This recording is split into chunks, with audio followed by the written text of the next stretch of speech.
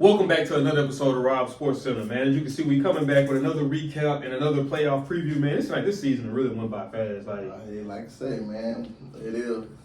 I was actually thinking, what was the last game? But it was like the Southside game. Yeah. And it seemed like, I'm like, bro, that was just last week. Seemed like that was about 2 weeks ago. Nah, man. for real. It's just flying by, man. Yeah, It's just flying by. It's like I remember when I was at work, you was texting me about the Neville and Rusty because you was at the game. You was like, man, boy, Neville coming out here, different type of energy. On a whole another level. Rustin was looking bad. Yeah. Then all of a sudden they got it together, and like I say, they shook back and won the jamboree. Yeah.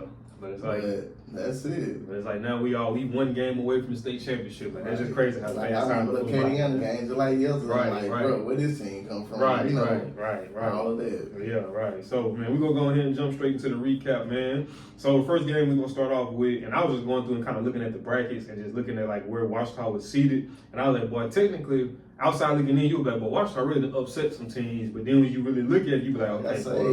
In me, it wasn't, bro. Yeah. Like I say, I watched them all year, Mm-hmm. and like I say, it was just one of them things. They were one of them teams. Like I say, even after last year, coming into the season, I had already said that was probably the most talented team in the state. Most definitely. If not, definitely in Northeast Louisiana, 258. And I look at it, they started off high. What was it, like 6-0 or whatever, 4-0, 5 or whatever. And then they hit district. And they started losing. And I'm looking and I'm saying, like, they losing, but everything is close and it's right there. Mm-hmm. And so it's just like one of them like aspects of the game that if they could just tweak a play here, tweak a play there, a lot of them games is like totally different, man. And so that's what I was just holding on to. And like I say, that's why I called the Destrehan game. Like I seen how that Ouachita matched up with Ash versus how Destrehan matched up with Ash. And I knew it would be a good game, but I just ultimately felt like Ouachita would overcome that. Now, coming into this week, playing Parkway, honestly, Parkway actually showed me a little more than what I expected. I would say so. I had Ouachita by at least 14. I think I had about 2 touchdowns. Yeah, I said by at least 14. But Parkway showed that, hey, they was a little more realer than what I was giving them credit for. Yeah. And they got in there and they got down and dirty with them. Ouachita put that game about 28-22. So yeah, like you said, they most definitely exceeded expectations for me. Not Ouachita Parkway, because I most definitely thought it was going to be a 14-point, maybe 21-point victory. Because I was looking at the battle in the trenches. I was like, I know athletic-wise, I feel like they matched up pretty good with Ouachita, but when it comes to the battle interior-wise, I just didn't think that they was going to have enough to hold up against them. And I mean, hey, man, they made a very competitive game. So the next one we got Rustin versus Southside. Rustin ended up winning that game, was it 38-28? I think that is it. Yeah, because they had 21, 28, and then they scored 30. Yeah, because we kicked the field goal. Yeah, 38-28. Okay, I don't know why I put 40 to 28 on there. I thought it was 38-28. Don't really matter. Yeah, they don't matter. They didn't win the game. Now, here's the thing on that. So, you know, I text you, and I'll text you like they said what Bruce Lee said. Bruce Lee was like, he don't fear a man who practiced 10,000 kicks one time. He fear a man that practiced one kick 10,000 times. Right. That's the embodiment of Southside's offense. They perfected that thing to a T. And the thing about it is, it's one of those things where on a week-to-week basis, who you play, you're not running across that type of offense week to week. So it's hard to really to prepare for that just because it's not an offense that you see a lot of. Now, my thing is, I knew that Southside would have some success. Now, the rate of success that they was having, like early on, like I think it might have been like one of the 3rd or 4th plays, that boy break that thing for like a long touchdown run. So I was assuming that it was probably just going to be 3 yards Kyler does, 5 yards Kyler does type game. Bro, they was gashing Rustin up for big chunks of yards. And I'm saying to myself, I'm just like, man, I don't like the look of that, man. And it just consistently happened. You had times wherein Rustin would be able to stand tall and be able to stop it. And I think, when they kind of needed those stops the most, they was able to kind of carve them out. But I'm just looking at it as a whole. If they were playing a team that had a more balanced attack, kind of similar to how Ash was, the game could have got a little bit ugly, a little bit more ugly than what it actually was. I'm going to go 50-50 off of that. Because definitely in the beginning, yes, it looked bad. It looked like it was finna be a long night. And I think we had got down, what, was it 28-14? Yeah. And then luckily we got the kickoff return and we scored before halftime. Shout out to number 26. And made it Freeman. Yeah. And luckily we got it to 28-21. But it was looking bad, bro. I ain't lying. I didn't even want to text you at first. Dude, hey, listen, I think I might have texted you, but I can't hold it in no more, dog. I'm like, bro, this ain't looking good at all. I was trying not to overreact. Nah, hey, I get it. We're like, man, we gonna settle down. Because typically, we're pretty decent or pretty good against that style of offense. Mm-hmm. And it's like what I call assignment football. Mm-hmm. And I'm looking, and I'm like, okay, especially when we handle KDM right. In the beginning. And I can't remember who won on the south side of the KDM. Pretty decent game. It was like 17-14 or something like that. But I think Southside won. Yeah, I think so, yeah. I think so. But I'm like, okay, 17-14 game, they bought the same type of team. And I did look at some of Southside prior game, like the Terrebonne. And you talking about the long yards. Number one, that boy had 140 yards off 3 carries, bro. And so I knew the explosiveness was there. But I'm looking at it, and they really banging 23 or 24, whatever that name was. Whatever number he was toting that thing, yeah. And I'm like, bro, that's like the most basic part of this. It's like coming straight up the middle. And I'm like, if we can't stop that part, it's gonna be a long night. And I'm looking, bro, and I'm like, they looking for the ball. They not doing assignment football. Mm-hmm. Ain't nobody like hitting the fullback every time. Ain't nobody hitting, the quarterback or the the wingbacks coming around. They're really trying to find football, and by the time they find it, shit, they already 10 yards down the field. And I'm like, bruh, I know they see this. And then that's when it got to run in my head. Man, got Nez Newton. Ken don't want to step on no feet. Bro, they just gonna sit here and take this loss, dog. And not saying it's me. I text Ken at halftime, bro. I said, man, we gotta go back to assignment football, bro. We looking for the ball and they can't find it. I mean, you text me like, bro, they look lost right now. Right, they looked lost because they was looking for the ball. And with a team like that, you can't look for the ball to tell because it's gonna go any way, man. And it's so crazy. I remember when we played McCall, mm-hmm. and they used to run like the same type of offense. But the crazy thing, the quarterback and running back used to actually squat down, mm-hmm. and they'll hike it to him, then they'll like spin, so you really can't find the ball. So it was like crazy, and it reminded me of, I'm like, man, they looking like the way we looked at them played against McCall, dog. And crazy about it, I didn't know enough. I ain't talking about my coaches, but obviously they didn't know enough because we never went to assignment football. We kept trying to, hey, shoot the gap, find the ball, get the tackle. It's not going to happen, bro. And every now and then you might get it right. You might get a tackle, right, because you just happened to rush who you thought had the ball and he actually had the ball. Yeah. But, man, it was looking bad. But then that second half, we got stops right up. Man, I want to say we probably got like 6 stops in a row. I think they were 3 and out twice. Yeah. And punted, and you could tell that they momentum in doubt. I'm saying Southside, their momentum was like draining. Mm-hmm. And it was like, oh Lord, this the wrestling from last year now. Mm-hmm. You know what happened? Because first that was all hype, everybody. They was on it. Yeah, that was on it. Like, I mean, rightfully so, bro. Coaches were amped up. Mm-hmm. Then you could just see them like going. Then when QB number 2, he kind of got hurt. It was like, oh man, now shout outs to the backup because actually when he came in, it's like they got a first down like every time he came in. But it was just you seen the will, and I guess that's what it's mean by that championship pedigree. It's like, even though that they were down, they still never felt that they was out of it. Yeah. The coaches stayed calm. That was to keep the players calm.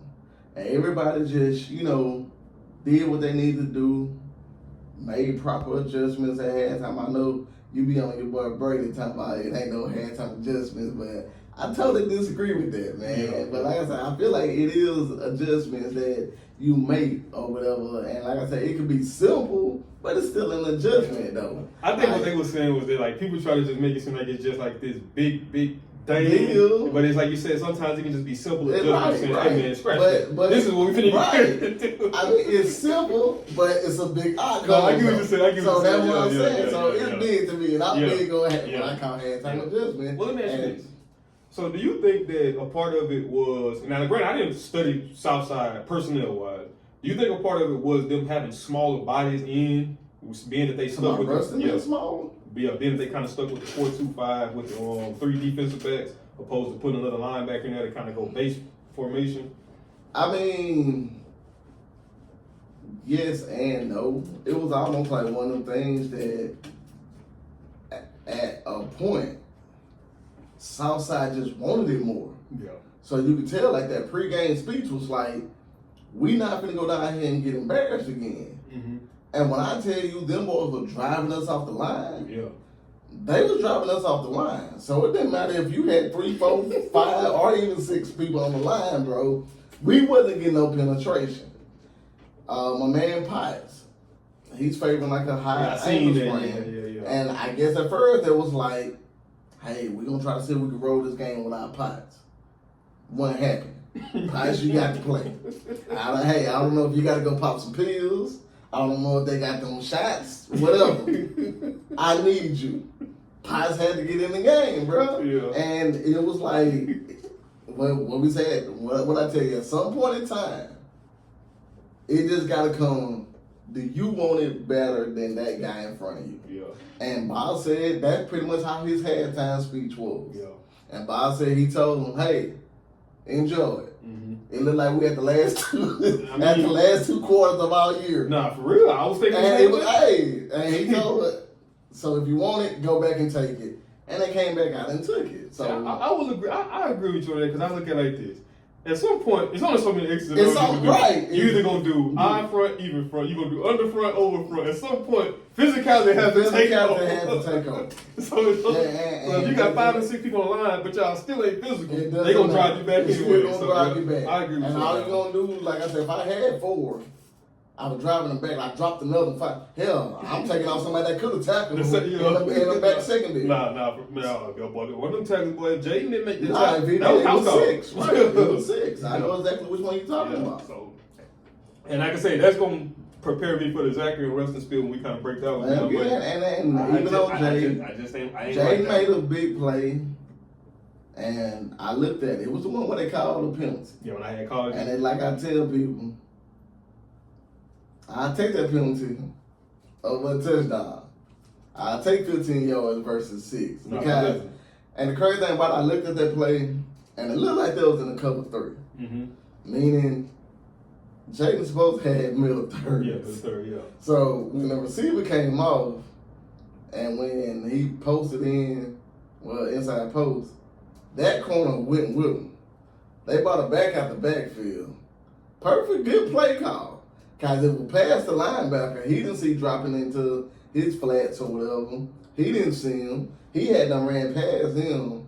And luckily, Jaden was still, they say, don't get your eyes caught in the backfield. Mm-hmm. But if Jaden would have turned and went with the man that ran into his zone, Touchdown. it was touchdown. And luckily, he was able to read it, and he seen it, and he came and made the play. They threw a flag. I don't agree with the flag, but hey, it is what it is. I take the 15 over the touchdown. Yeah.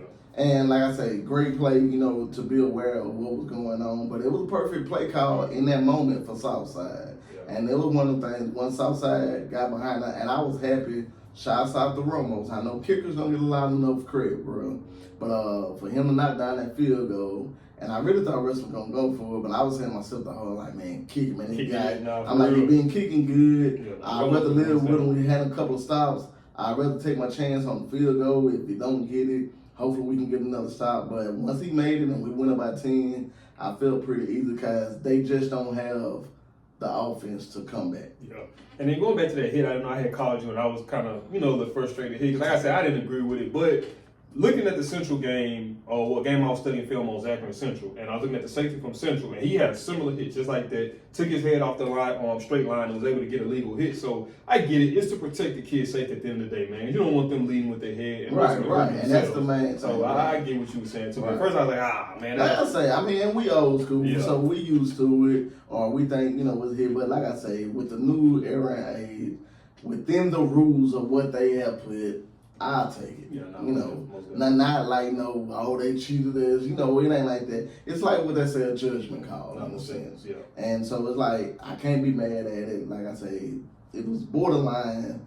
Hey, if that's what you want to go, I was just happy when no touchdown. Yeah. I'll take it. And both of the kids are safe, so right. That's what really matters. So now we got Zachary versus Central. Zachary ended up winning that game 31-27. Which was a pretty good game. Now, I kind of caught the back end of the game. Well, I scratched that one out for Buzz because I had Central on that one. Yeah, I did too. So, we'll scratch Central out on my end. And I ain't gonna lie, piggybacking on what you said too, when I texted her and I was like, man, I'm gonna be honest with you, I think I would have rather her sauce, what did I say? Zachary? You said you would have rather sauce Central. Was it Zachary over Central? No, Yeah, I said I would rather sauce Zachary over Central. So going back to doing my study, I take that back. Because Central, Zachary, what I feel, and I know we got to say that for that, but they're a downhill running team. Run a lot of lead, run a lot of power. Central is more of an outside run team. So that's not what Rustin struggles at. The interior power running is what we struggle at. So and there's some more to that. Yeah, but we'll say that for when because I got a lot on that. Yeah. And the way that I would have went with Central, or would have rather played Central versus Zachary, but since Central is out, it is one of the things that Central is almost like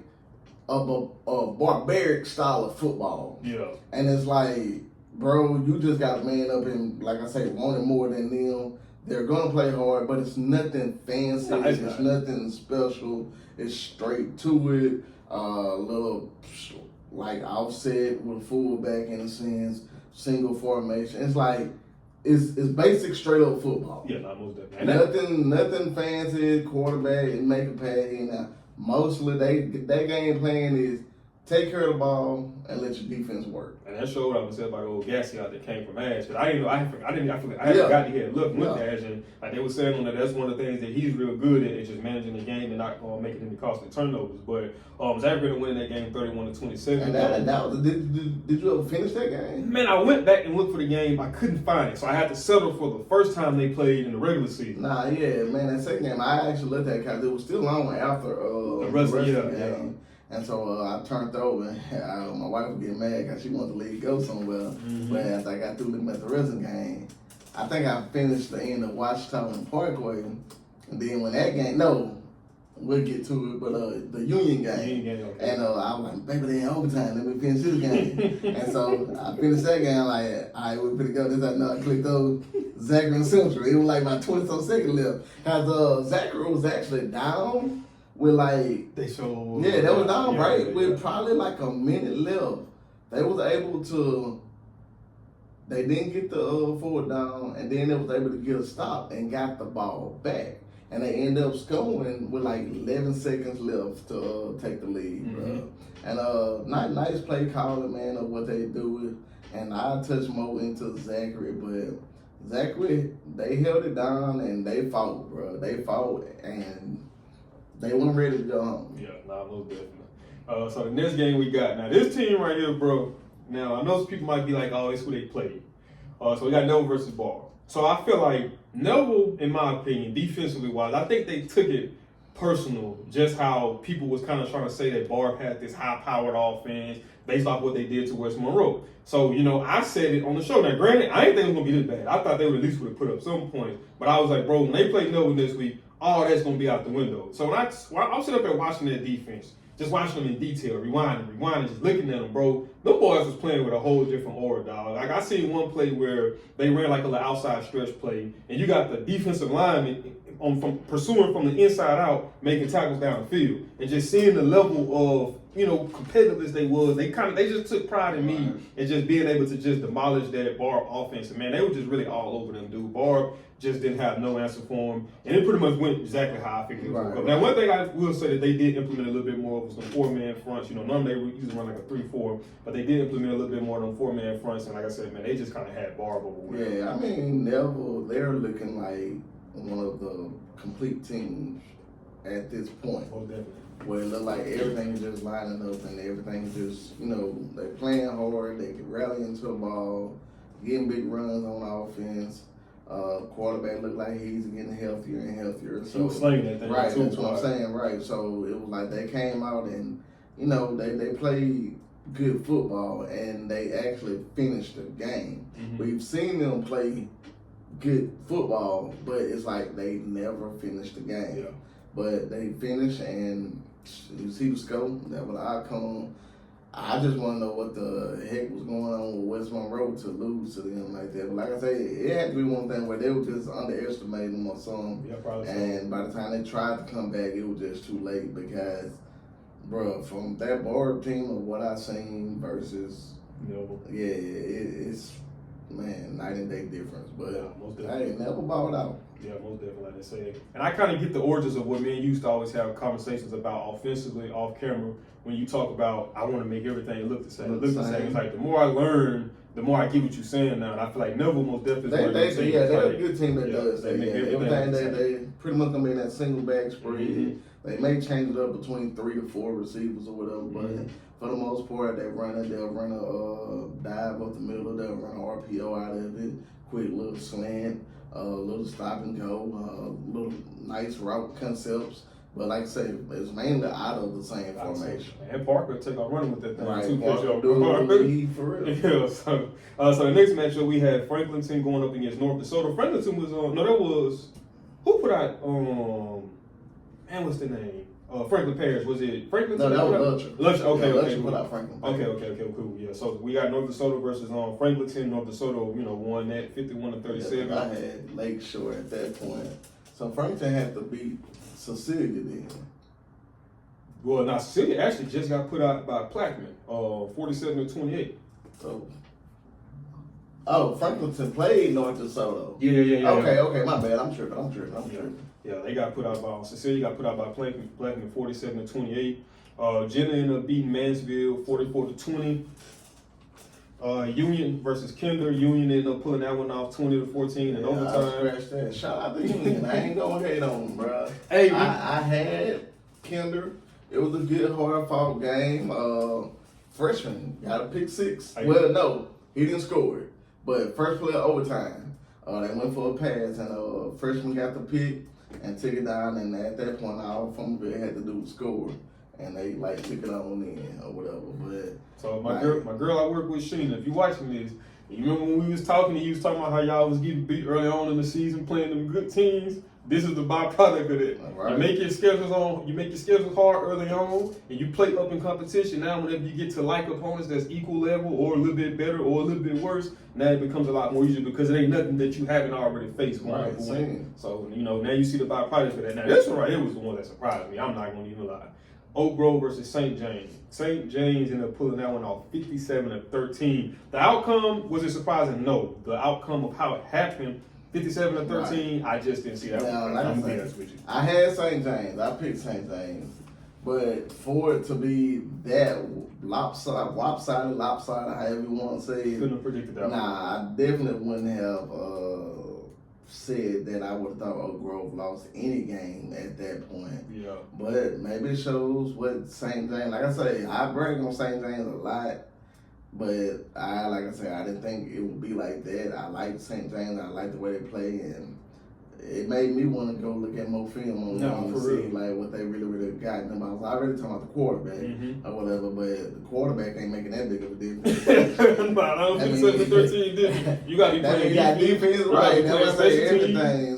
It's a lot that leads to. And if you ever notice, bro, when you look at them games that be blowouts, a lot of times, man, them scores get out of hand quick, whether it be offensive success, defensive success, special teams, and man, you look up in a blink of an eye, you can be down 21-0. And after that point, you just kind of really don't know how to get back in the game if your guys ain't really built for that type of stuff. So, I mean, I understand it week to week, but some teams I just be like, I just ain't see that one coming. The next one we had, which was Sterlington versus Lowerville. Sterlington pulling that one off 44-6. Like you said, that was expecting one. The next game we had ended up being, I know I didn't put all of them on there. Yeah, no, so, we're good. We're skipping through. I'm just marking off as we go, but at the end, we'll go back and do it. Okay. Going into this week. Yeah.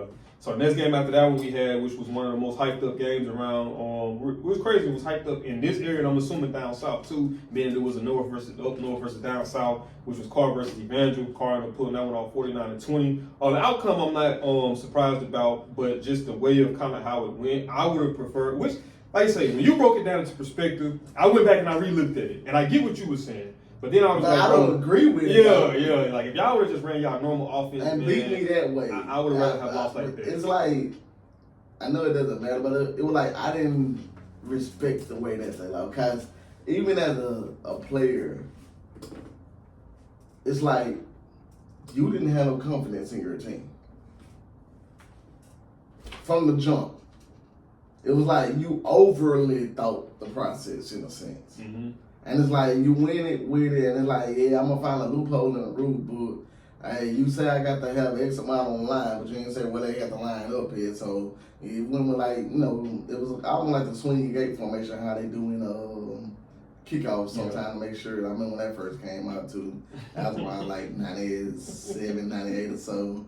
People didn't know how to go against it when it first came out, but then all of a sudden everybody got adjusted to it. Oh, this is how you stopped it. But yeah, it was funny in the beginning, bro. Everybody used to throw that ball over and push up for 2 yards. Yeah. But anyway, they did, and like I say, it was like one of the things to me where I'm gonna put my line over here, and we're gonna hike, and we're gonna play 7-on-7 in a sense, where my skill players against your skill players. But I didn't like it. That's all I'm gonna say. I would have most definitely rather for them to just went what they was doing. If anything, have Pop deep in the backfield like they was doing, and just go from there. And I think it would have made Pop play a little bit, play much better than when he played too. But I was looking at one play, man, where you had Richard Anderson and I think number 15. They was both closing in on him, and that dude was able to just slip through the both of them and extend the play. So it's like even watching it play from there, you kind of did still see the glimpse of how great Pop is. Basically, like he didn't have no block. Nah, most definitely. And I'm gonna tell number 3 too. I think that's the one that ran their kick return back too. That boy's out there competing too, though. Like, I told you the other day, he just plays hard.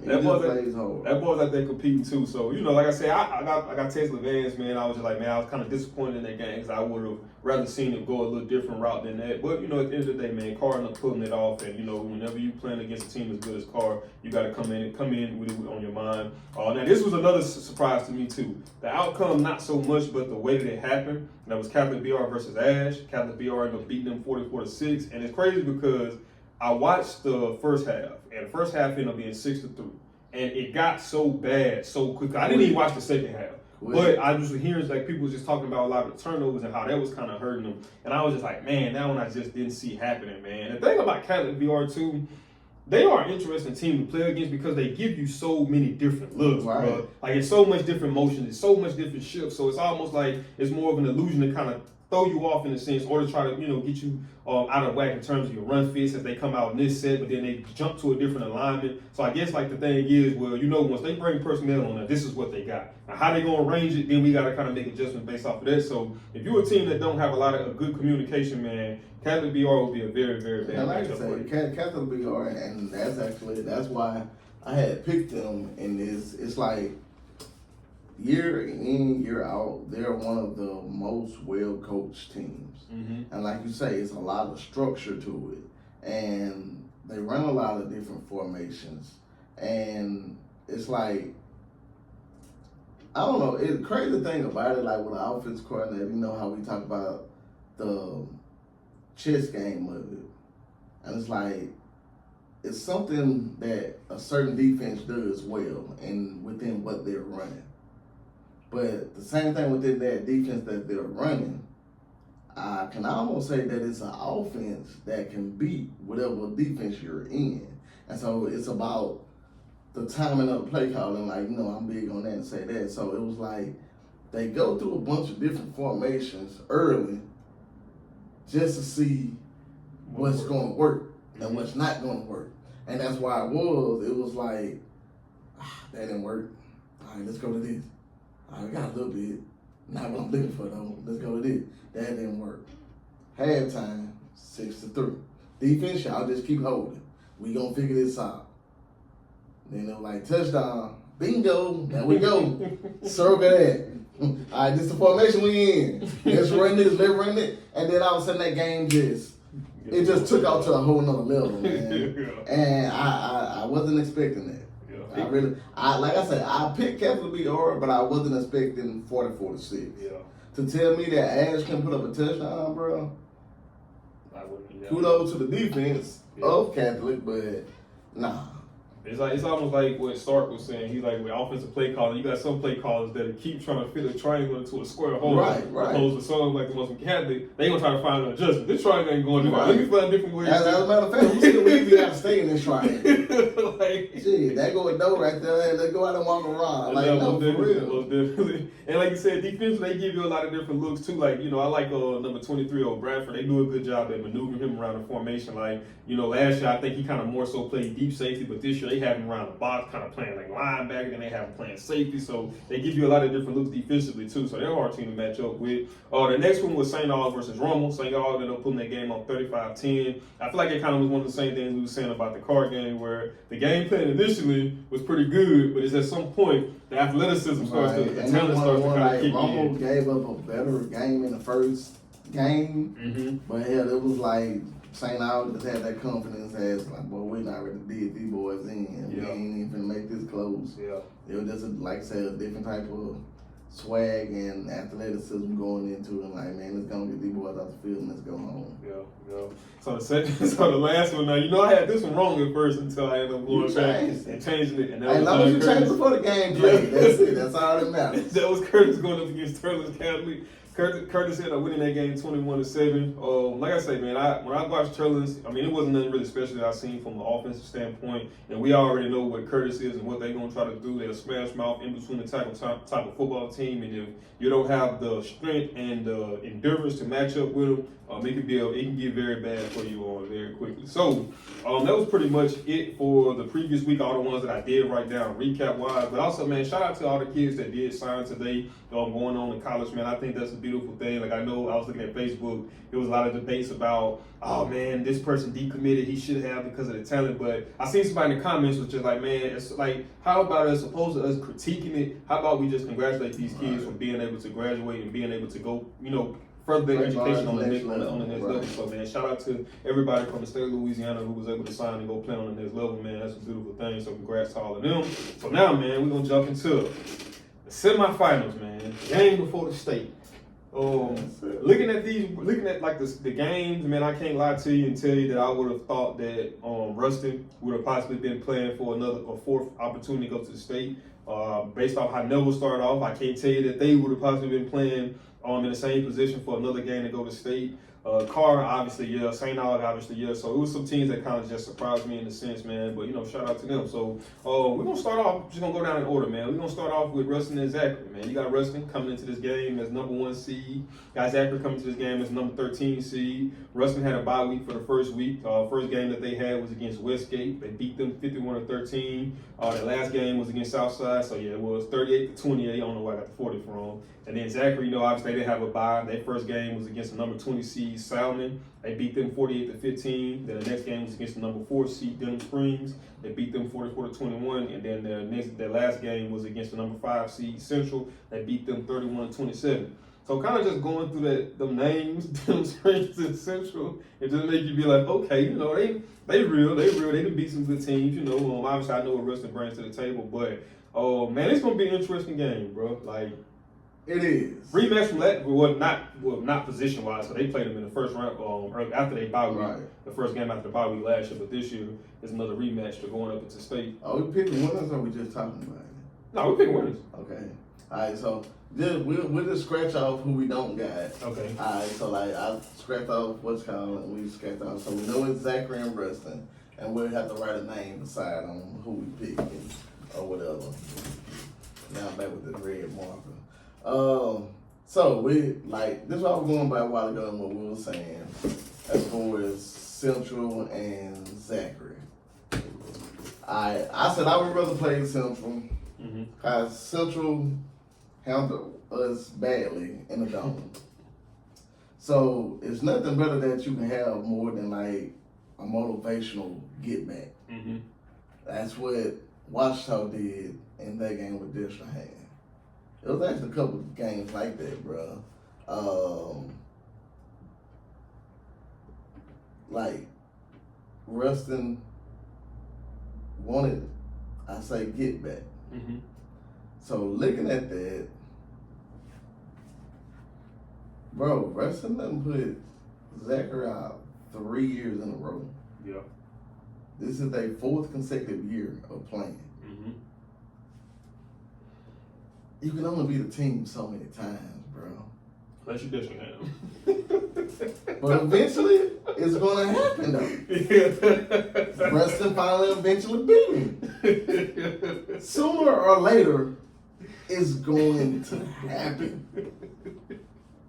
Now, that's just the analytics of it in a sense. Yeah, I agree with you saying, though. Now, looking at Zachary, and it's so crazy. In the beginning, we were like, Zachary ain't what they used to be. I was listening to you because I hadn't had a chance to watch him. But, you know, when I went back and watched him, I was like, what was he talking about? bro, the other game was close. Then they lost to that other team, bro. And I went and looked at that team, bro. And I was like, how the hell did Zachary lose to them? And then Central was like, I think that it was like a chain reaction. So I seen Zachary lose that game. I seen Central get blown out by LCA. So that was like, okay, Central ain't got nothing. But then Central still beat Zachary. Man, Zachary just ain't got it. But going deeper into looking, shit, Zachary might look better this year than they did last year. Nah, real talk. Nah, real talk. And what scares me the most is it looks like a complete offense. Mm-hmm. They can run the ball. I agree. And they have great great passing concepts. I agree. What are the 2 things we struggle with? Stopping the run and defending the pass. And they do both of them well, bro. Yeah. I mean, so And they got a pretty good punter. They can flip field position too. And That's they- another aspect I don't think that they and did they up got pretty 2 good receivers. Mm-hmm. Or 2 bigger receivers on the out. Number 9, number 1. With us, And 2 power backs too. 27 and 28, I believe. we gotta make the right defensive adjustments. Mm-hmm. Cover 0 In my opinion, that cover 0 ain't gonna get it. I'll have to cover 1. Yeah, I mean, top hill. hell, I don't even like give me cover 2 man or cover 4 or something. Give me some help. But I'm assuming that they looking at it like, well, we need to keep that other safety down to stop the run. But like you said, Hey, them linebackers better step up. it come down to Hey, like somebody gotta make it happen, bro. And see, you saying the pass scared me too, bro. But I'm looking at it's gonna be cold out there. Now, I was gonna bring that up Yeah. to, you know me. Yeah. I play the weather with Zachary being a downside team. It's been cold. It's supposed to be raining, but I think the rain will move up to tomorrow now instead of Friday. I wish it was gonna rain Friday. Mm-hmm. Then that would have took the passing element out a whole lot more. That would have slowed it down. But man, at this point, and I've told you, I thought this would be a rebuilding year for Rustin. Because you had lost your defense the year before. Mm-hmm. Well, the end of your defense. You really lost it after the 23 season. Mm-hmm. Then you lost a little more of it 24. Mm-hmm. But you still had your offense. And then this year, it was like you lost your offense. What are we going to do? Yeah, we got some talent, but they young. They ain't really played before. Hey, they answered the question. Now, for me to say that, I would have thought there was going to be district champs, number 1 seed. No. Getting to the semifinals, I would have said no. Because I was actually like, bro, now I said it from the jump. I said if all of the Monroe schools was on one side, we'll make it to the dome. Especially when I seen Destrehan on the other side. Because at that time, I was still calling Zachary They ain't the old Zachary. But these kids has exceeded expectations. And I know some people, if they were to lose, they would say, because of the number 1 seed district challenge, the season wasn't successful. From where I have them, nothing that they could do at this point would make it a unsuccessful season. Mm-hmm. I think they're very successful, even if they was to pull it. My football mind really wants to pick Zachary, but you can call it bias. They proved me wrong to even get here. So I'm riding the hype. I'm riding the chain. I can't even tell you how we done won some of the games. I can't either. Cause we don't get the stops that we need. We give up the long pass. Yeah. We don't stop the run up the middle. Yeah. But some way, somehow, They pull it off.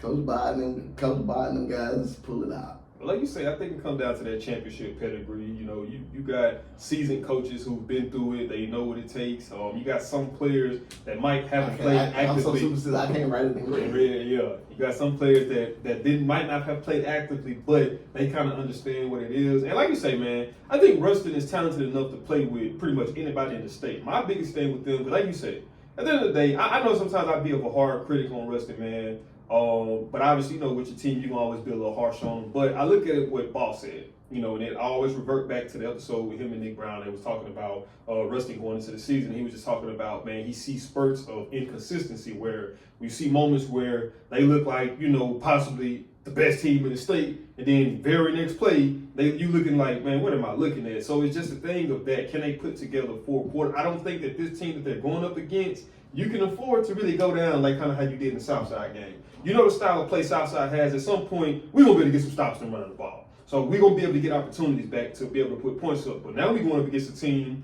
who can not only run the ball, but also can throw the ball. So like you said, that's saying that I was saying, cover 0 is not going to work this game. You have to have some top over the help. You have to have some help over the top. If anything, make them have to put together 10-play, 12-play drives opposed to giving them 3-play drives off explosive runs or an explosive pass downfield. Because like you said, big number 9 on the outside, I'm looking at what he was doing against Central. And Central had a nice size corner. That's what I'm saying. And I'm looking like, and our corners are not that size. Yeah, I'm looking at that and I'm not liking that. But the biggest fear, like you know me, man, I've been on this since, I would probably say, Longview game is when it really kind of started dawning on me, and then it just kind of got, you know, went week to week.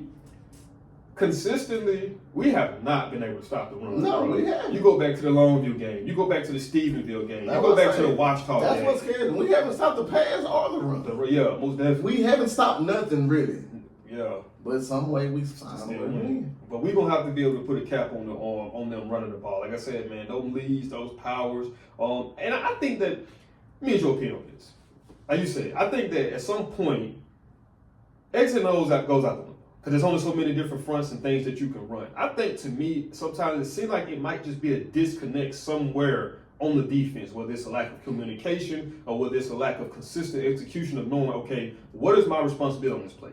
If my responsibility is the A gap, I don't need to be trying to peek into the B gap. I need to focus on executing whatever my responsibility is, play after play. But it seems like more times than not, you find guys, you know, out of position consistently. And it's like, bro, it gotta be a lack of communication, bro. And I agree with you. And I don't know if that's from having a new defense coordinator or what, but I agree and I see that. And crazy thing about it, and I guess it's just us, you see it on the run end, and I see it so much on the pass end, bro. And run scare me, right? Like, and see, the run does scare me, but I don't know. I guess with me, it's like, all right, they gonna break through the line, but we'll catch it before you get downfield.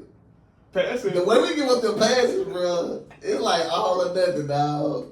And I've seen so many blown coverages, bro. It's like we've had some, I don't want to call out no names, but you know, I've seen something like the rest of the team is on. It's one particular guy named. The rest of the team in man. This one guy in zone. It's like, bro, what are we doing? And it's like the same ones get beat. The none on our edge. Like I say, that was already saying, oh, in practice, if we want to get a first down, we know who we going to. Guess what? I've seen other teams go at that same kid or whatever. But, and then it's one, he was out and thought he was going to be pretty good. He playing better now. But it's like, the kid gave up a lot of deep balls. I mean, and of course, secondary arm tackling versus coming up and landing big. But with all that being said, they finding a way to get it done, bro. Yeah. So I'm about to go, like I said, I'm going to go wrestling on this one, honestly. How you did yours? Okay, Yeah, I just put it like branching out. Because we know Central out, but we know who beat Central, so it is, going in. But like I say, man, they gonna most definitely have to come out and execute if they want to come out victorious, man. So now this is gonna be another game I'm most definitely excited for, bro. And that's gonna be Neville versus Ouachita, man. We got another district rematch coming to play. We got Neville, who's number 2 seed on a non-select Division 1. They had a bye week. Their first game was against Neville, who was number 18 ranked. They beat them 31-14. They came up against the next game after that was against number 26 Barb, who they beat 42-0. And then Ouachita, they played all 3 rounds. They had a game against number 19 ranked St. Amant, who they beat 24-21. They had a game against number 3 ranked Destrehan. That's what I was talking about. Upset based off of bracketing. They had a game against number 3 ranked Destrehan, who they beat 21-19. And then they had a game against number 6 ranked Parkway, who they beat 28-22. So, man, we got a district rematch. We got a Monroe rematch, man. This is gonna be a darn good game. Let's go. Like, I'm gonna be completely honest with you. Obviously, I'm gonna go stick to what I said, with Neville being the one winning. But man, it's gonna be one of them games to where it's gonna be kind of similar to what I was saying with Rustin, man. We both know what both teams like to do from an offensive standpoint and from a defensive standpoint. Now, the thing is gonna be who can come out and execute at a high level and consistently. So when we look back at the Ouachita game, they played this regular season, Neville beat them. I know I seen a guy comment on about one. Yeah, and they was talking about that one of the things that hurt Ouachita was those 3. I think they ended up having 3 special team blunders that ended up, kind of hurting them in terms of field position and things like that. But if they would have played a much cleaner game, that game could have easily been in Ouachita's favor, like majority of them is. Now I look at it like you said. I look at what's one of the things that I know Ouachita likes to do: run the ball, whether it be with them running with Dade or whether it be them running with Connor with his own read and stuff like that. Neville's pretty good at stopping the run with the fronts that they got. I think that opportunities in terms of the secondary wise is where you have opportunities to attack Neville at. And I think Ouachita most definitely have the pieces to be able to do that. And we're going to flip to the reverse side where I look at Ouachita. To me, Ouachita has struggled at times being able to stop the run consistently. Where I feel the strength of their defense at is in their secondary with how them boys been playing. So we know that up front, Neville can run the ball. They just ain't just necessarily a smash mouth type of football, but they can adjust to whatever it is they need to adjust to be able to come out victorious. So I feel like, bro, both of these teams are really evenly matched up, and it's just gonna come down to who can come out and execute and prepare for the game, and who can be able to come out and execute the game plan. Right. And I'm pretty much agreeing with what you're saying, and it's what you're saying, but on the deeper end that's outside of the ball is who's prepared for this one particular game in the moment. And basically what I'm meaning, who's been here and who can handle the crowd, the noise, the loud, like just being prepared. Neville has been to the semifinals, 2 out the last 3 years? Well, 3 out the last 4 now. So with them being here, they dropped that one crazy to Central last year. They got put out not last year, but the year before that, but the year before that. And it's like they just keep dropping them semifinals game. This is Ouachita's first time getting here in over 20 years. That's crazy. Yeah, like I say, I made a joke, like 2005, it's the last time they been. Ain't nobody on that team that was even alive at that point. They weren't even born yet. So it's like, Neville has been in the moment. And I think that's going to be the biggest key factor in my opinion. And I remember, like I said, I was taking up Ouachita and I was like, they're going to grow up and they just going to start doing stuff on their own. But now we're at a different type of caliber to where you need that plus the coaching. And so now, like I told you, they could get away with so much with just saying, even, man, forget what the coach talking about, we're just going to do this. That's what I'm going to get you sold for. Mm-hmm. Now, you got to have the completeness. Mm-hmm. And everything has to be clicking.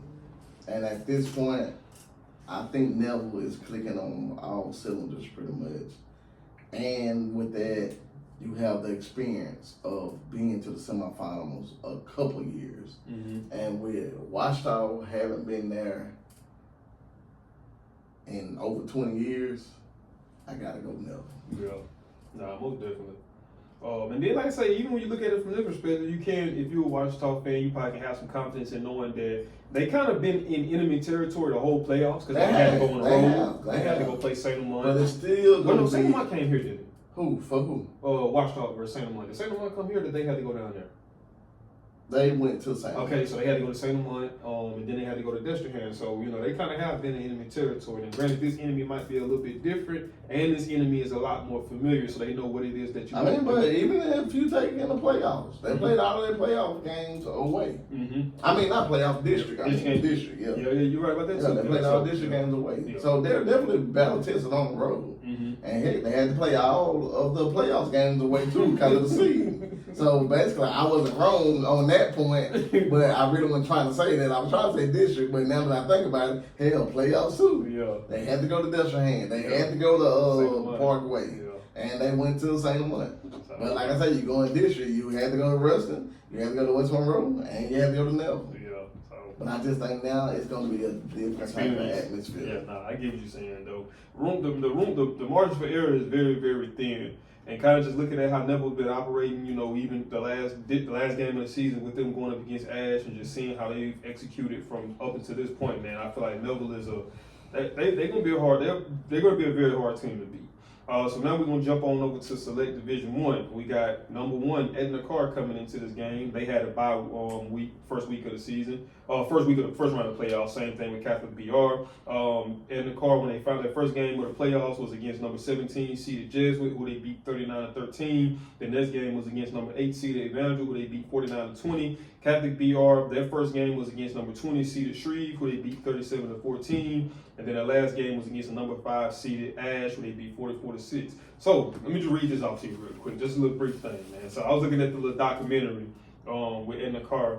Crazy thing earlier today. Algiers. Yeah, and Bryce Brown was on there talking to his coaching staff, and Is it like a new season? Because somebody else bought it up, or it's still the same? The one I was looking at, they said that was like 7 years ago or something like that. Okay. Yeah, so I remember I had told you about it. Yeah. And I seen somebody else come in on Facebook talking about. I'm like, well, man, this ain't been out for a while, so I mean, it might be a new one. I mean, but that's what I'm saying. I was wondering was it a new season, but I've only seen the old one. But Yeah. like, man, I was just wondering, did you know if it was like a new season or not? And listening to him say that kind of made me put into perspective of why they're so good. So he was talking to his coaching staff, and he was talking about, you want to get your players to, come out and play for you, compete. Well, he's like, you want your players to come out and compete over playing. He's like, well, let me ask anybody in here, do y'all know the difference? Nobody really had an answer for him. So I kind of did my own research. Playing, like I say, playing is the act of participating in the activity for enjoyment, while competing is a more intense form of play focused on winning against an opponent and is driven by a desire to be the best. Playing hard is a component of competing, but competing involves a deeper commitment to outperforming an opponent by actively seeking control of the outcome, not just showing up and playing hard. So I look at Carr, and they are the embodiment of that, man. They show a very consistent product on a week-to-week basis against high-level talent, and it's like when you look at it when you look deeper into it, you understand exactly why they are as good as they are, because they talk about competing against yourselves, and it's like they don't really ever talk about an opponent because the opponent is within. So when you look at it, for them, it's almost like it's a regular game, regardless if it's Catholic or regardless if it's Holy Cross. Like, we gonna perform regardless. So when you look at them going down early on in the Rumble game, where I know, a lot of people probably was like, oh man, they might end up shocking them, but them boys was able to, keep a cool head, stay calm and composed, and was able to kind of turn it up on them in the second half. And I just look at the structure within that, and I just say, like, man, outside of athleticism and talent, I know a lot of people talk about, oh man, we'll be as good as if we can recruit like how they do it, whatever the case may be. But recruiting athletes only get you so far. At the same time, it's still a philosophy, a mentality that you have to adapt to get your kids to buy 100% in, Right, and to get those kids to go there. Right, and to get those kids to execute at the level that they execute year in and year out. And I just say that to say anybody who run up on Carr, man, you know, you got your hands full. But I think Catholic BR is a team who can get them a challenge. Now, I'm not going to say that they can beat Carr, but I think that they can give them a challenge. That's who actually played them the closest last year. You know, when they played them in the playoffs last year, they actually gave them a good run. Now, granted, Catholic kind of has lost a lot of the strength that they did have on their team when I went back and looked at it. But with that being said, man, I'm almost definitely going with Carr. And like I say, I mean, this is echoing up there. Like I say, Carr is the program, the premier program that you would want. And you just heard me brag on Catholic BR. And like I say, I like a lot of things that they do. Mm-hmm. But this is going to be one of the games I feel it may be close to halftime. And then after that, the real's going to come out. And right now, man, I just think Carr is just the better team. And it's a good matchup. Probably, maybe, well, I'm going to say that. But I'm going with Carr.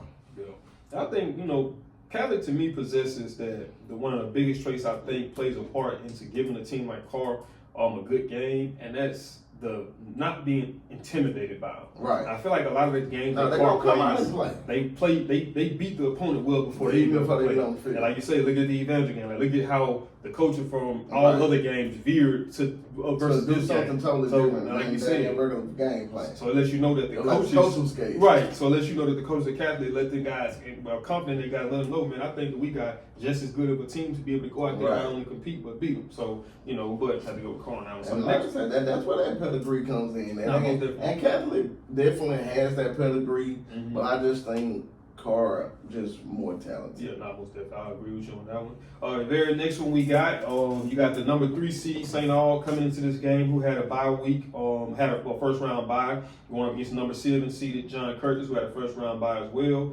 You got St. Aug first matchup in the playoffs was against the number 14 seeded Acadiana, which was a shootout. They ended up pulling that one off 55-42. Their next game was against the number 11 seeded Rumble, who they ended up beating 35-10. John Curtis' first game was against the number 10 seeded St. Thomas More, who they dominated 49-7. And then the next game was against the number 2 seeded Turles Catholic, who they beat 21-7.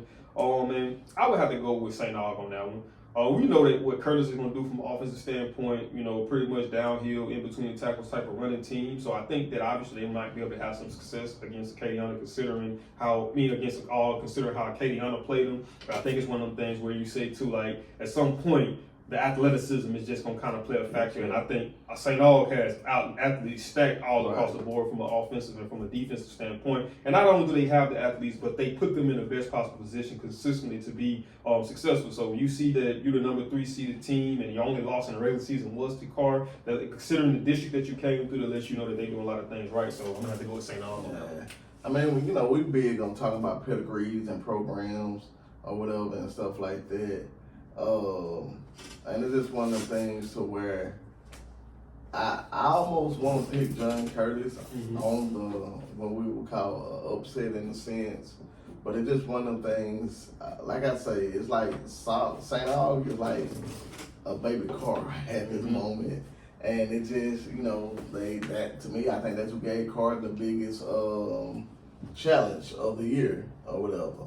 So at this point, I like the way they rolling. And I was finna say a while ago, that's when I stopped, and I was like, Canada's probably gonna be the most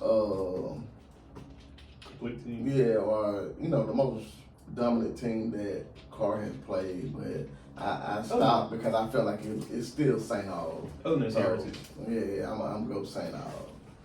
But I know, well, Heritage, they out of state, but we talk about in-state. Yeah. I was going to keep marking off as you go. Okay. I just want to know. Because I know when we get down here, this when I'm really going to have to look at mine and then look at your side unless. Well, no, that's it. It's just as we go. Okay, cool. Yeah. All right. Because here, like when we get in here, I really don't know who. Because I put kind of like the main ones. Cause I knew we was kind of gonna be right. No, that's cool. But you did go to each bracket, no? Nah, I ain't gonna each bracket. You ain't go to each bracket. Nah. Well, I put. Well, they probably gonna have to though. Yeah, we're gonna look at that too. Cause like just This the one that just, cause we got Cavalry down here. Mm-hmm. We got to talk about them. Yeah. We got Sturgis St. James down there. We got Haynesville and Mangum down here. Yeah. OCS lost out, so they're like, and up here we got North DeSoto. So I guess we'll come back. We'll roll with how you got, and then we'll just come back. Okay. Yeah. Cool. Cause I only got on, what is it, 4 more on now.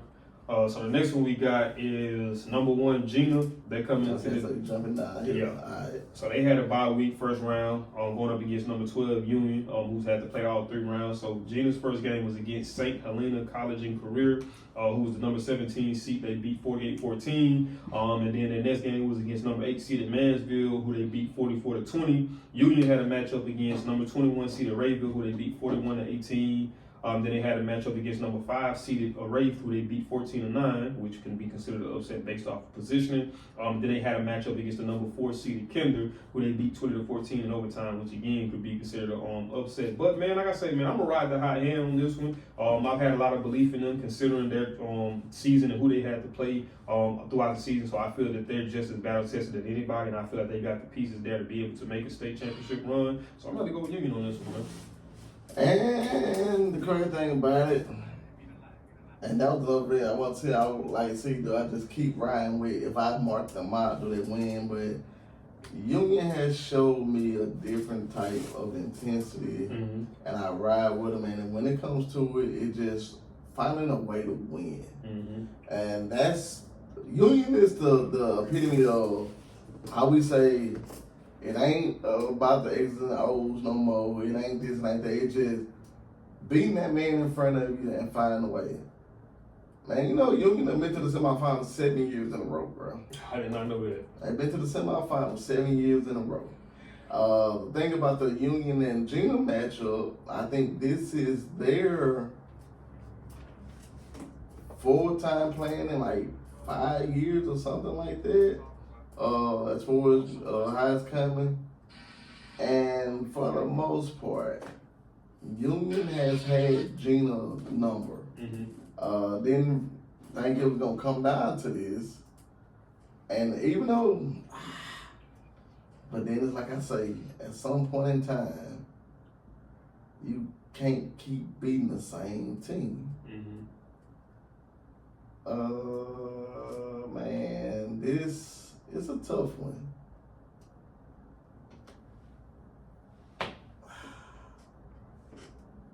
I'm around with Union, man. Your team had a good. It's just like going back to 2023 where Ruston and Union both made it. I'm gonna go with Union. Cause like they just a tad bit bigger as far as size and stuff like that. I think Gina has the most overall talent of the two, but Union right now just playing off an it factor that you just can't stop them, bro. And I think other than maybe Rayville, they done been on the road all the other games, so right. They're gonna be on the road in this one too. But like I say, man, they as battle tested as you can get at this point. And for you to make it to one game before the state game, it lets you know that you're doing something right. You know, you don't. And we know them prior games is what did that. Yeah. You know, the ones that when everybody was laughing. Man, I think like we say, you ain't got to run the clock put on them 3 times. Yeah, at least so. Yeah, 2 or 3 times, bro. And for them to be here after seeing that, man, that's crazy, bro. Yeah. And you brought up a good point too, because we was talking about that. It's like one of the things where we look at it from a positive standpoint, but it also could have been looked at from a negative standpoint where it tear down your confidence. And the crazy thing about it, a lot of people was feeling like that. Hell, I was talking positive, but I feel like, bro, this ain't the Union that I know. And like, bro, they just ain't got them. But some youngsters stepping up, bro. I'm going Union, man. Yeah, that's what you like to see, man. So this one right here, this was a state championship rematch, huh? With St. James Hamilton. So you got number 3, St. James. And not only championship rematch of last year, the year before that they played each other in 2023 to where St. James actually beat Sturgis in the semifinals for St. James to go, and that's when they played Union, and Union won. Not only that, in 2020, they met St. James, put Sterling out. And then back in 2013, they played again, and St. James put Sterling out. Mm-hmm. So Sterling thinks Sterling's looking for some get back, huh? But Sterling won the last one. Last one, and you know, And, big one. And what they say, what's the most recent? Yeah. So that's what stings the most. Yeah. So St. James coming with it. Yeah. And St. James actually beat Sterling in 23 23 when St. James won. Mm-hmm. So this game, you got St. James coming in as number 3 seed. They got wins over number 14 Manny, 53-13. The number 6 Oak Grove, 57-13. You got Sterling coming in number 2 seed. Both of them had about first round 2. You got them coming in with a win against number 15 seeded Donaldsonville, 71-26. And then they had a win over the number 7 seed Lorryville, 44-6. And you know me, man. I've been on Sterling since the beginning of the season, so I'm gonna have to go with Sterling on that one. With me, man, I love the athletes of St. James. I like what they're doing. I like what they got. St. James gonna spread, and St. James may have too many athletes for Sterling. Mm-hmm. But Sterling style, what we call it? Kind of, 3 yards in the car does. Does slow and steady. Yeah, slow and steady. Sometimes your greatest offense, your best defense can be your offense. Yeah, keep them on that sideline. And we say Sterling, in my opinion, is a 4A school. Mm-hmm. So I think they're a little bit stronger than what St. James got to offer. So with ball management and clock control, they keep the ball away from St. James. And they just outpowered them when they got the ball. I'm going Sterling, man. You know, dealing with Sterling, you pretty much playing 4-down territory almost every single time. So it makes it even harder because you can do everything right on first, second, and third down, and they get it on fourth, and now you're like, now we got to start this whole process. If St. James is good at the assignment football part of this, mm-hmm. then Sterling can get in trouble easy mm-hmm. and early. But I just feel like they're going to be too big for them, mm-hmm. and I'm going Sterling. So let me ask you this: with Sterling's playing style, if St. James is able to jump up on them early, do you think Sterling has the capability of playing from behind? That's why I say if St. James get up early, that's why I say Sterling is in trouble. Mm-hmm. Sterling is in trouble. Not saying that they can't pass the ball, they just don't. My man Devin Downs, he's a great receiver. Doesn't get enough touches. But it's something like that Southside game, when you get behind, you used to almost one receiver set. So I really ain't got to cover too much. Or on that, then it's like I say, it's one of them things where if I do have to do that, St. James has enough athletes to keep up. Mm-hmm. So that's what I say. Sterling got to play that ground and pound good and don't get behind. Yeah, most definitely. I can agree with you on that one. So we got the next one. Now this was a team that surprised me. When I found this out, I was saying to myself, well, I called you and told you, I'm like, bro, this is unfair. Last time I checked, I thought LCA was a 4A team when they played Western in 2020. No, I told you they moved up. Bro, when I looked at the teams that these dudes have beat, bro, they beat Central. They beat Central. It was another good top 5A team that they beat too. And I'm saying, man, bro, like anybody on that level, bro, it's probably not going to even be close. So you got LCA coming into this game as the number 1 seed. Well, we got all 4 of them, right, boy? Yeah. You got LCA coming into this game as number 1 seed versus Dunham, who's coming in as number 5 seed. Both teams had a first round bye. LCA has wins over Parkview Baptist, who's number 16 seed, where they beat 57-10. They had a matchup against the number 9 seed Catholic NI, who they beat 49-14. And we swap over to Dunham. Dunham had a matchup against number 12 North Lake Christian, 62-3, and they beat 62-3. And then they had a matchup against Isadora Newman, who's number 4 seed, and they beat them 48-22. So both of these teams have been able to score points, and both of these teams have been able to stop the other opposing opponent from being able to score points. But man, based off what I've seen from LCA against Evangel, that's what I was talking about, and Central, and just looking at the strength and schedule, man, I'm by far gonna have to go with LCA on that one. I got LC. Dunham is a good team. Dunham has the QB. I always forget his name, Yeah. but pretty much #1 QB of the 2027 class. I think so. What's this class? 2027 class. With the same one with Pop, and some people even got him over Pop. So a good explosive offense, but LCA just working with something different, man. Like I say, man, that Central win is really the one that like just stands out to me. And to beat Central, you gotta have some power. So regardless of the classification of where they at, it's almost like Sturgeon. They still should be a 4A school, but I think they just gonna outpower Dunham and just hand it to them. And Dunham ain't gonna know what kind of hit them, I don't think. And yeah, LCA, I seen one of their receivers sign with LSU today. Okay, what's up, man? So some talent over there. Yeah, quarterback nice too. Right. Real fast, really elusive, kind of put you in the mind of Juju. Even though I know they ain't Juju, but I remember, he was talking. And I had brought up something about Sterling, and I was like, yo, no, we was talking about Central. And I was like, well, they lost to it 318 when they lost to LC. You told us, but nah, LC ain't you number 318. Nah, I was glad that they handled them like that, but they ain't your number 318. When I seen that, I said to myself then, hey boy, that's state challenge. But them on here, man, I would love to see LCA and Sterling. I was just about to get to ask you that. Who you think will win win that matchup right there? I don't know. I mean, just going off of that, Sterling competes with the big schools, but they haven't just beat the big schools. Definitely. And so with that being said, I would go with LCA because LCA has competed and beat a lot of the big schools. And like you said, we know they got strength up front from the Right. big so many teams, and then already they got the athletes. So Right. I think that'll be one of them things that are kind of like you always be saying. I think they have too many athletes for Sterling. So yeah, but that would be an interesting matchup though. And then the last one that I got on here is you got number 6 Calvary coming into this game, going up against number 2 Notre Dame, however you want to pronounce it. They both had bye weeks first round. The Calvary's first game was against number 11 seeded Metairie Park Country Day, who they beat 66-30. And then the other game was against number 3 seeded Jewel Summoner, who they beat 14-7. Notre Dame first matchup was against the number 18 seeded De La Salle, who they beat 28-19. And then their last game was against the number 7 seeded Lafayette Renaissance, who they beat 27-19. With that being said, man, I'm gonna have to ride with Calvary. Like I said, you know how I feel about Calvary.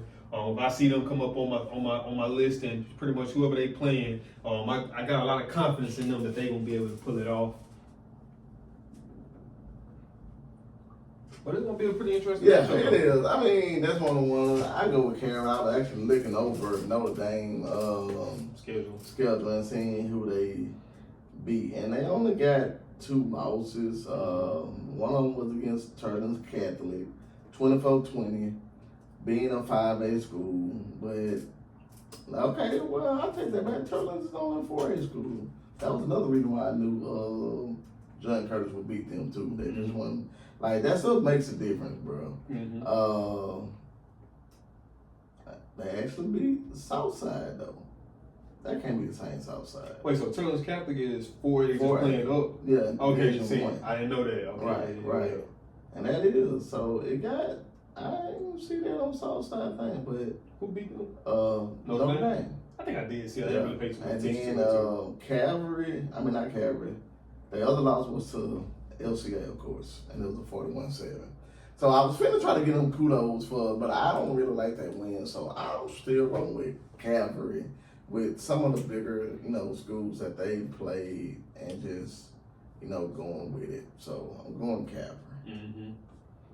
Now, a lot of the other games that I didn't write on there because I knew for the most part we was gonna touch in detail about a lot of these other games. These other ones just gonna be quick picks in a sense. Yeah. And so we'll just run it straight down or whatever and go to.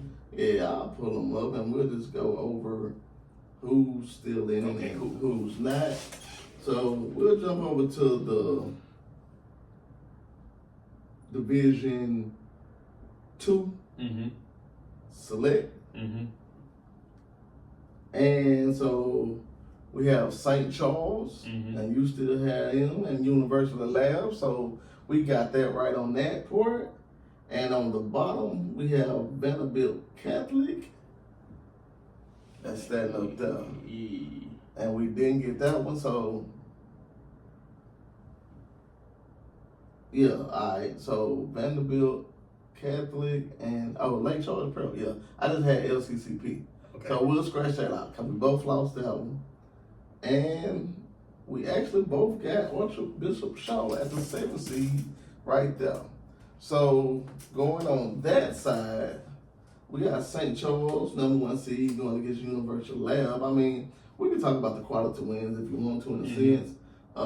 St. Charles got a good quality win against Lutcher, which is a team that I like, that put out Franklin Parish. I kind of had picked that one. Lutcher's a good powerhouse, 4A school, and they beat them 28-0. Right? They beat them, which that's a little lower, and beat them 27-21, which was a good one. They actually beat Terrebonne, which is a 5A school. Well, I think I got my ass on this one. And on the other side, where we got Bell Chase, they actually beat them as well. And Bell Chase is in the semifinals. And not only that, as for a district competition, they played another big team that's also in the semifinals, in Archbishop Shaw, and they beat them 24-0. They beat Shaw too? Yeah, I'm going to Shaw. And so we got University Lab, where credible wins, not really even seeing any. They had a good loss, actually 2 good losses. The only 2 losses. Both 5A schools. They played Rome. Expected. Lost to Rome 17-30. And then they played Catholic BR and lost to them 14-28. But I like the more power, so I'm going St. Charles right here. Yeah, especially considering they beat Shaw. And I kind of hold Shaw up to a pretty nice pedestal. Right. It's considering that they beat Shaw, yeah, that's pretty impressive on my end. And at the fashion that they beat. So down here we got Vanderbilt Catholic, and both our picks were Shaw. We're gonna have to hurry up, got my phone on 15%. So with that, I keep saying big win. Listen, everybody got Lutcher as a big win. So Vanderbilt beat Lutcher 34-20. And that's really the only, they want to put John Eric in there. They beat them 37. And Shaw had lost their last 2 in district, but Shaw, we just talked about that, lost to St. Charles, and then Shaw lost to Bell Chase. And they lost to Carr too, so they had couple tough road games on their non-district. Now the crazy thing about it, it's one that likes you. Shaw actually beat Lafayette Christian. So, and they lost to Rome. Expected. Yep, but they beat Lafayette Christian. Okay, that's crazy. Yeah, I'm going to Shaw. Yeah, 31-13. Yeah. So yeah, with that, going off of that, definitely got Shaw for me. Yeah. Alright, so then after that, we'll jump over to this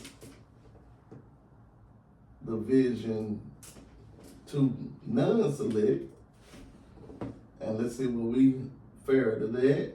So we both went North Dakota, and then on that other game, I picked Lakeshore, which I lost out the other week to your team, Cecilia, but Plaquemine actually beat Cecilia this week. So we have North Dakota against Cecilia. Down at the bottom, we got Bell Chase against Iowa. I still got 2 wins right there. North DeSoto, of course, we already know.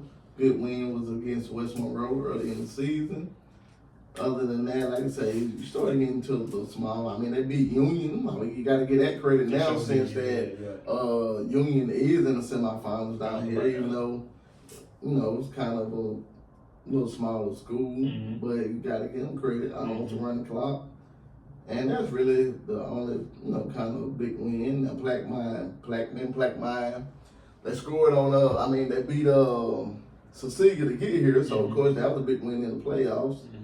And they only lost in the regular season, so the only loss of the year was to Zachary. Okay. 28-52, and that was way back in week 1.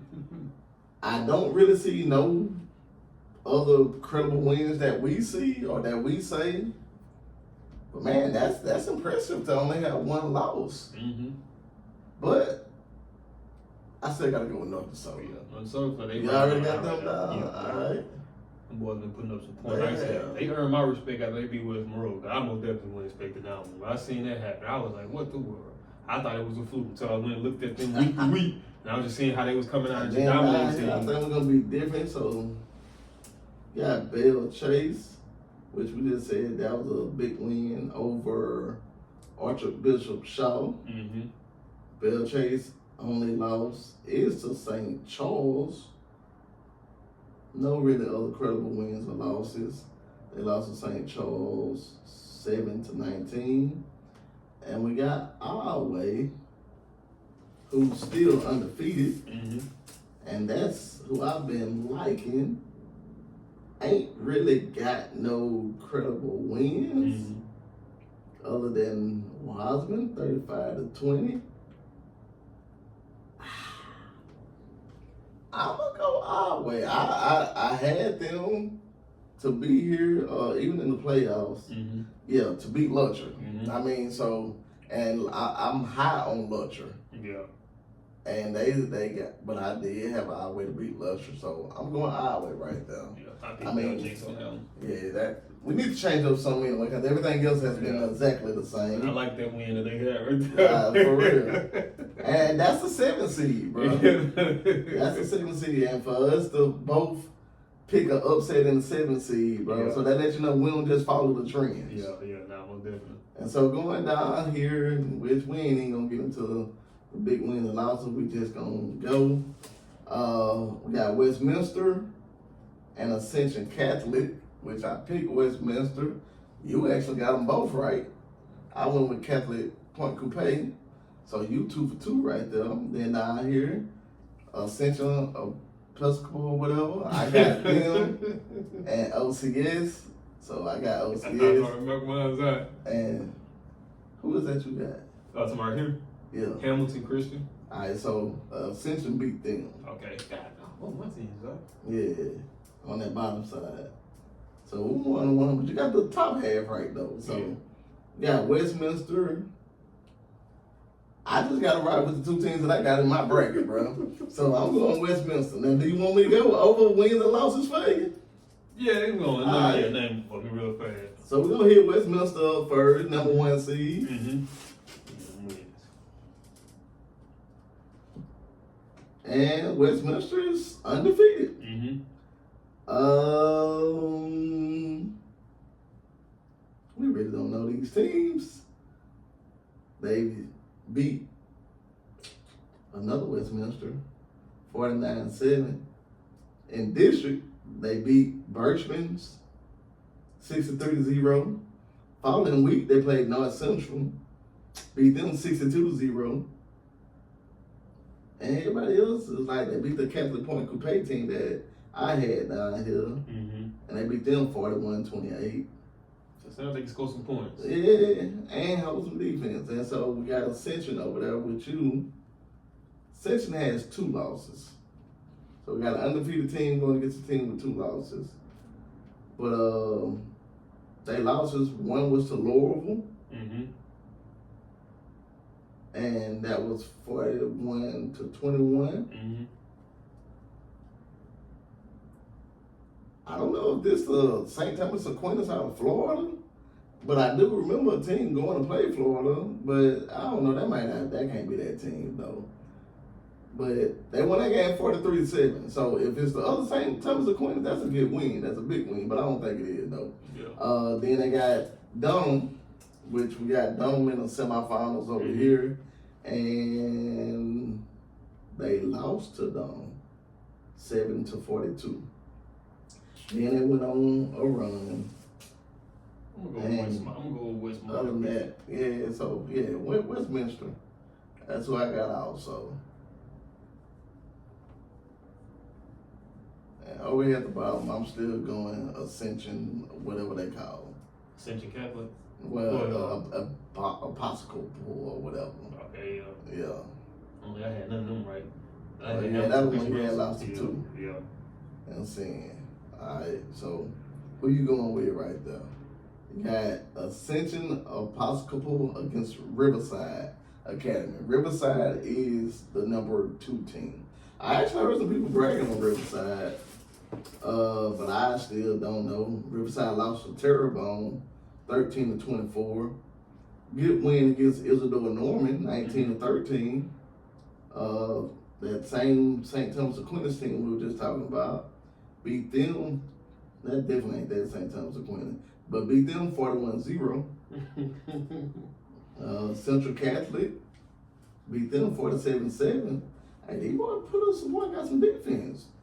Played Vernado 56-8. Beat West St. John 51-6. Beat St. Martin 49-0. And I already said at the same time that they beat Vermilion Catholic 42-19. So it looked like they putting up some points and scoring some points. And they are the number 2 Riverside. But since I had Riverside losing to OCS and they won 38-14, I guess I should have went with them since they beat the team that I had. But I'm going to ride with the team that I had to get here.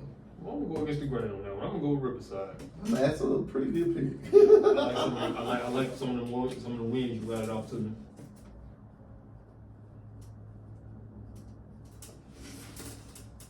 So we're going here. Got Haynesville, where they got the dub in here. We both went with Logan Sport, but Jenna Rick actually won. So we're going to cross out Logan Sport. And down bottom, we both got it right with South Platte and Mangle. Of course, I'm going Haynesville. I ain't even going to go with wins and losses. Yeah. Round Haynesville. Oh, you already got them on over there? I'm going to holler at my man Ty tomorrow, so I know we're going to be talking about the Haynesville game. And at the bottom, got South Platte and Mangle. I kind of already know who I'm going to go with. But just for S and Giggles, we're going to go South Platte. Got 2 losses. They actually lost to Isidore Newman, 0-28. Lost to Bell Chase, 0-56. So it seems like whenever they have a big game, they don't show up. That's not a good sign. That's not a good sign. And Mangum got 2 losses, which one of them was to OCS, which is on the other side, and the other one was to Gina, which is a slightly bigger school. But, they did beat Oak Grove, 48-28. That's when they earned my respect, when they beat up Oak Grove. Ooh, that's almost like the only credible win I can give them. Talking about Mangle? Yeah. But they played Gina and them hard. So, I'm going to go Mangle, because they used to playing with some bigger schools or whatever. And so I'm going Mangle here as well. Go. So we done did a complete. So we'll see. We done did a complete bracket. Turned out kind of how we figured it was gonna turn out, but this right here is gonna be. Hey, it's crazy, man. Some of these matchups are probably gonna be more exciting than some of the state championship matchups, possibly. No, without doubt. Especially this game here. Most definitely. That St. James Sterling and Ouachita. Yeah, Ouachita Neville, yeah. Like I said, you can go with the history bit because it's kind of a rivalry now with Ruston and Zachary. And honestly, that game can go either way. I picked Ruston, but I'm not 100% confident in that one. But it's definitely some big games. That Union and Gina game kind of gonna be exciting. I like the capabilities of the LCA and Dunham. Yeah. Because like I said, you do have a high-rated quarterback going against a good team. And so you just never know how, that could turn out. Small ball, St. Charles and University Lab, that may be kind of a championship contender game at that point. What about you? What you think about the Ogden Curtis? I just think it's gonna be like it was during the regular Right, season, yeah. and I just think St. Al just got too much talent. So basically, you think we're gonna see a New Orleans Oh yeah, yeah. Carr But and I St. know Al. Carr and St. Al, both purple and gold. Crazy If things. Rustin make it, I'm gonna be there. And then Rustin got the first game, and St. Al and Carr will be the second game. And yeah, I'm staying. I'm being crunk from the A. I'm being crunk. Hey, I may wear some purple and gold because I can't go wrong with that. Who you go for? And then I'm just here to love the game. And both of them got purple and gold, bro. The band's gonna go in. Like I say, Carl, on the band side, y'all got some making up to do if y'all make it, guys. In my opinion, St. Al killed y'all in the band competition, bro. I know y'all tried to get some get back doing Bayou Classic at a parade. I think St. Al still kind of handles you there too. So you gotta, if both teams win, you get a third try at it as far as when it comes to the band battle. Yeah. So, but yeah, I would definitely stay in the building if Rustin win and make it there. Mm-hmm. And Rustin would be the first game, and Carr and St. Al would be after that. Okay, man. So we got some pretty interesting matchups, man. So I'm excited for how to see how those things gonna play out. And the even best thing, I'm off on Friday, so I ain't gotta worry about trying to balance working and watching the games. I can start off from the first game. I'll be off. My thing, I just gotta. I don't get that relax of not rushing to go to bed after the game. I gotta go to bed because I do gotta work Saturday. So I'd really be able to enjoy that, man. So I look forward to that. But man, like you say, man. Well, hold on, one thing. You always hit me with that question at the end. That's a college, and so we still gonna keep it on that same thing. But I'm gonna question you. How you feel about the Lane Kiffin situation? Lane Kiffin, LSU. Yep. I like it. I think that Lane brings in a level of offensive brilliance that could exploit the talent that we got within the building because everybody already know LSU got some dogs, man. I mean, from the current players up into the guys that's coming up, I just think that they just haven't been able to put it together consistently. And I do think that Lane Kiffin brings that element of offensive mindedness that can open up what LSU does.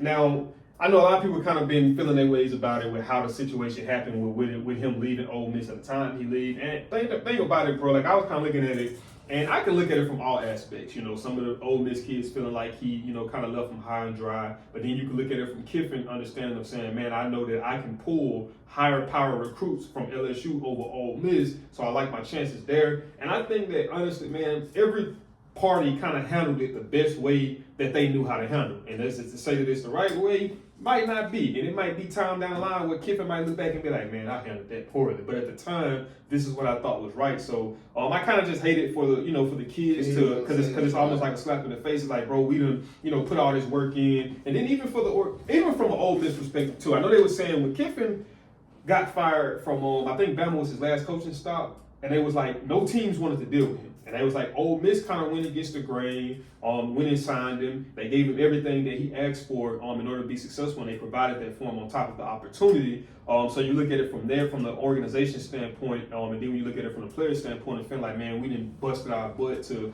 do everything that you asked us to do for you, and in returns, look at this is arguably one of our better seasons with lesser talent, and it's like when we need you the most in a sense, you kind of leave us high and dry. So I understand it from both sides, but from a beneficial standpoint from LSU, I do think that it's going to be a whole different offense we're going to be looking at. We ain't going to be looking at the one-dimensional, timid type of play calling every week. You looking like, bro, how do we got Trey Dance Green on the outside and we getting one-on-one matchups and we ain't constantly exploiting them? We got running backs, Durham. We got Harlan Berry. We got good receivers, skilled players. So I do think that that's going to change going into the next season. I just want to add, like, my take on it. Like I said, overall for LSU, I like it. Basically, if you can get some good recruits at Ole Miss, you definitely should be able to get some recruits at LSU. I know a lot of people didn't like the way that it left or whatever. And like you say, everybody did what was best for them. I mean, in Kiffin's standpoint, you got to look at it. As fans, I know we look at coaching and what goes on and all that, but then at the end of the day, his family kind of comes first. It's like he secured the bag for his family. Should it be about money? No. If you want to say you coaching for the sake of the kids, But on top of that, he ain't like he's not finna go help some other kids as well. Then is it about the money? Yes, because as a man, you're taught to do what you need to do to take care of your family, and to do it to where a lot of people love the atmosphere of LSU, and especially down in the South, they don't feel like it's no better coaching job than to coach at LSU. There's a reason why Death Valley is the #1 ranked stadium in all of college football. It's a reason for all of that. It's a different atmosphere and it's a different culture, man. If you ain't ever been down there, you just got to be there to just understand. It's like just a different feeling of the way that they do. On top of that, I was actually talking to Coach Jackson from Tech about the rules with jumping in the portal versus being able to play your bowl game, and where they got the deadline at to be able to get in the portal. But the deadline actually happens before you get to play the bowl game. So it's like it's making a kid, if you want to transfer, like what we was talking about Ryan Williams earlier before we started recording, you got to transfer before you can even get a chance to play your bowl game.